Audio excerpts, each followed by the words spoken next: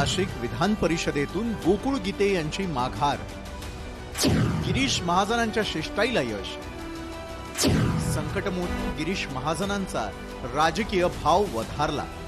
आमदारकी मला मिळू शकते, मिळेल भविष्यात, पण हे लोक माझ्या सोबत राहिले तर अशा अनेक आमदारकी मी मिळवू शकतो। कार्यकर्त्यांची खूप मोठी नाराजी आहे, आपण त्यांचा रोष बघितला आहे। मला अजून पण त्या ठिकाणी ते सांगताय का भाऊ आपण थांबायचं नाही, पण मी सुद्धा आपल्या माध्यमातून कार्यकर्त्यांना सांगतो की या ठिकाणी मी राज्याचे वरिष्ठ आपले जे मुख्यमंत्री आहेत देवेंद्र फडणवीस साहेब यांना काल त्या ठिकाणी शब्द दिलेला आहे, आदरणीय शिंदे साहेबांना पण शब्द दिलेले आहे आणि त्यासाठी मी माझ्या निवडणुकी प्रचारात मी थांबवतोय। माझ्या सगळ्या कार्यकर्त्यांना मी त्या ठिकाणी विनंती केली काल रात्रीच का आपण कुठल्याही प्रकारचा प्रचार या ठिकाणी करून महायुतीतलं वातावरण खराब होईल अशी कुठलीही गोष्ट करू नये अशी मी आपल्या सर्वांच्या माध्यमातून त्यांना विनंती करतो।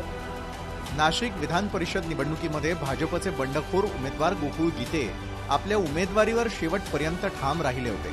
आमदार नरेंद्र दराडे यांचा मुलगा कुणाल दराडे यांनी आपल्या वडिलांचा एकेरी उल्लेख करत अपमान केल्याचा आरोप करत गोकुळ गीते यांनी निवडणुकीतून माघार घेण्यास स्पष्ट नकार दिला होता। गिरीश महाजन आणि उदय सामंत यांच्यासह अनेक वरिष्ठ नेत्यांनी अनेकदा मध्यस्थी करूनही त्यांनी अर्ज मागे घेतला नव्हता। यावरून नाशिकमध्ये गेले काही दिवस हाय व्होल्टेज ड्रामा रंगला होता। मात्र गिरीश महाजन आणि उदय सामंत यांच्या शिष्टाईनंतर गुरुवारी अखेर गोकुळ गीते यांनी महायुतीच्या पत्रकार परिषदेत माघार घेतल्याचं जाहीर केलं। याबाबत गिरीश महाजन यांनी हा पॉलिटिकल ड्रामा नव्हता तर अनेक ठिकाणी निवडणूक बिनविरोध झाल्या आहेत, त्याचाच एक भाग म्हणून आम्ही प्रयत्न केल्याचं गिरीश महाजन यांनी सांगितलंय। मला पॉलिटिकल ड्रामा म्हणता येणार नाही, पण शेवटपर्यंत जरा ओढाताण चालली ती गोष्ट खरी आहे। 17 ठिकाणी आम्ही विधान परिषदेच्या निवडणुका लढवतो, त्यापैकी 6 ठिकाणी निवडणुका बिनविरोध झाल्या आहेत। मी गणेश गीतेंनाही विनंती केली, गोकुळ गीतेंनाही विनंती केली की त्या जागा आपली नाहीये, इथे नरेंद्र दराडे आहेत, त्यांची उमेदवारी निश्चित झालेली शिवसेनेकडून, म्हणून आपण फॉर्म मागे घ्यावा। या बाबतीमध्ये गेल्या 5-6 दिवसापासून चर्चा सुरू होती, पण आज तर मुहूर्त निघालेला आहे, आता आपण उमेदवारी मागे घ्यावी आणि महायुतीचे जे उमेदवार आहेत नरेंद्र दराडे त्यांना बहुमताने निवडून द्या। नाशिकची जागा शिवसेनेला मिळालेली होती। गणेश गीते गोकुळ गीते यांनी फॉर्म भरला होता। गणेश गीते आणि गोकुळ गीते यांना अर्ज मागे घेण्याची विनंती देखील केली होती।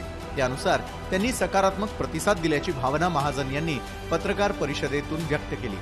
मुख्यमंत्री देवेंद्र फडणवीस यांच्या यशस्वी शिष्टाईनंतर आणि मंत्री गिरीश महाजन, मंत्री उदय सामंत आणि मंत्री दादा भुसे यांच्या यशस्वी मनधरणीनंतर गीते यांनी माघार घेतली। गणेश गीतेंनाही विनंती केली, गोकुळ गीतेंनाही विनंती केली की त्या जागा आपली नाहीये, इथे नरेंद्र दराडे आहेत, त्यांची उमेदवारी निश्चित झालेली शिवसेनेकडून, म्हणून आपण फॉर्म मागे घ्यावा। या बाबतीमध्ये गेल्या 5-6 दिवसापासून चर्चा सुरू होती।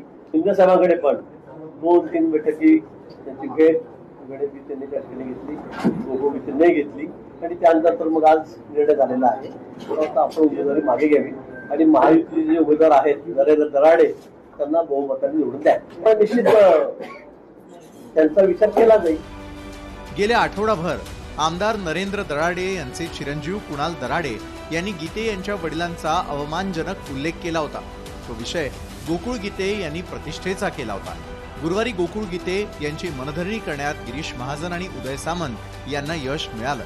गोकुळ गीते यांना भविष्यात चांगली संधी देण्याचं आश्वासन यावेळी सामंत यांनी दिलं की त्यांनी विधान परिषदेला थांबून महायुतीच्या नरेंद्र दराडेंच्या विजयाचा मार्ग जो आहे तो सुखकर केलेला आहे।